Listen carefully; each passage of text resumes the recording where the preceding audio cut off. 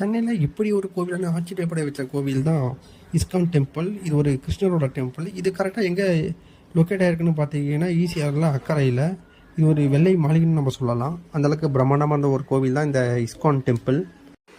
இங்கே மேக்ஸிமம் வரவங்க யாருன்னு பார்த்தீங்கன்னா நார்த் இந்தியன்ஸ் தான். ஸோ அவங்களோட வழிபாடும் கொஞ்சம் ஒரு டிஃப்ரெண்ட்டாக இருந்துச்சு.